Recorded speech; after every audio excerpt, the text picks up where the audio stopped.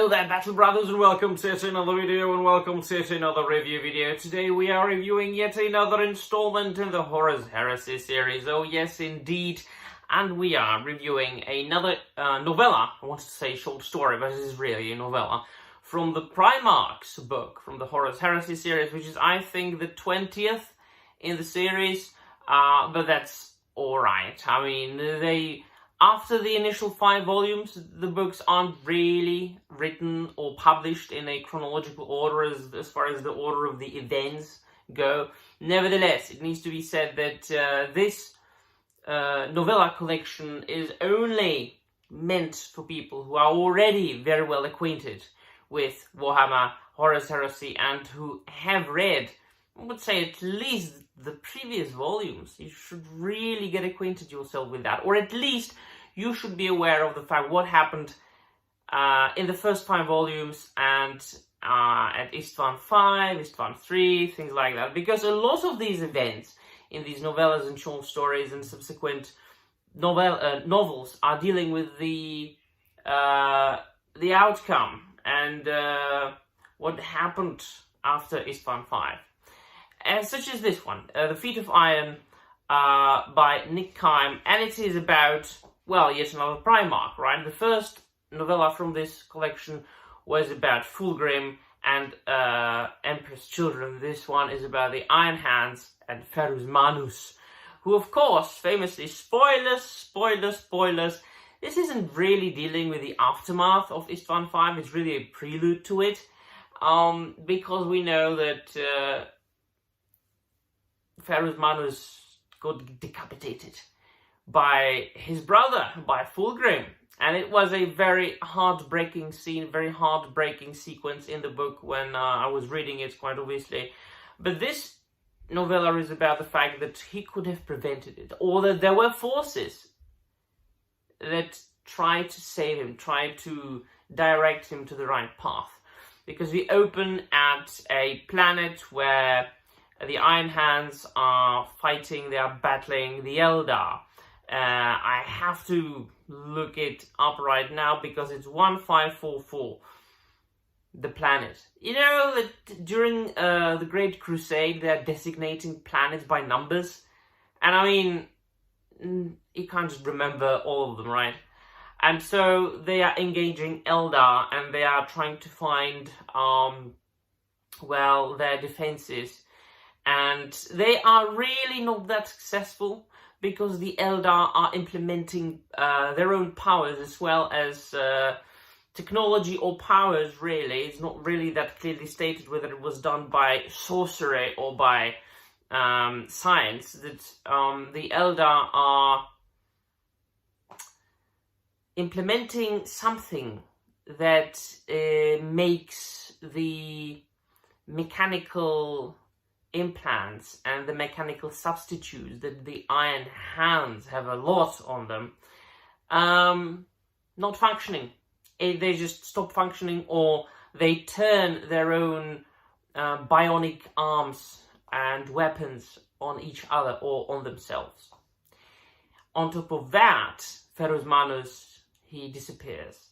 He is apprehended, he's kidnapped by one of the Eldar, and there are little intermezzos in between. Or really, the novella is divided into more or less 3 points of view. The point of view of the Iron Hands that are engaging the Eldar, the point of view of Ferus Manus, who got kidnapped, and the 2 Eldar that are trying to turn him to the right path, which is, it was them who kidnapped him. And they showed him visions. And they showed him visions of statues of his brother's Primarchs, and Fulgrim being all evil and devilish looking, and there is a serpent following Ferus Manus, and he's got the face, in the end he's got the face of Fulgrim, and then he finds a corpse king on a throne in a cavern. And there are all sorts of little hints and pieces, hints and bits and pieces. And all throughout the short story, all this novella, Ferus Manus's neck is itchy. It's itching very much indeed. Like there was some sort of rash on his neck. It's very, very apparent to us who are already acquainted with what happened or will happen at this point at Istvan 5. But of course, Ferrus Manus, he's the master of his own destiny, as he says, and he declines the offer of help. Because the Eldar are talking about like two paths that are diverging, right? That Ferrus Manus can go one path or another.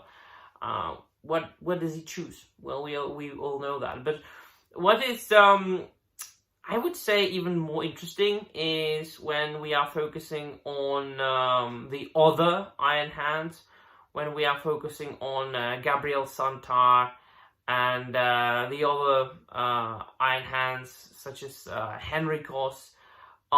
Because, of course, we know that they are very much close. In one aspect, they are very much close to the Mechanicum, in that they appreciate the technological advancements of their own bodies.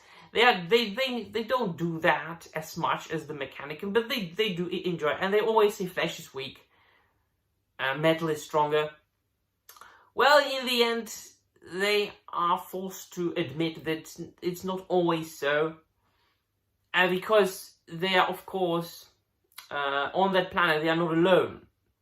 The Imperial army is with them. But Ferrus Manus and his fellow Iron Hands, they are so eager to get to the Eldar to find them that they leave the army, the human army, behind. Because that planet, on top of everything, is a desert planet, extremely hot, very harsh circumstances, very harsh environment, which of course has a very negative effect on ordinary humans that are not gene-enhanced Astartes. And so they leave them behind. But then, thanks to brother Henrikos, who hasn't got as many augmentations as the rest of the Iron Hands, and sympathizes and empathizes with the humans, he kind of forms a link between the Iron Hands and the humans. And he asks his superiors to engage the humans as well. And so they help them, and they make their final stand, and a lot of them die.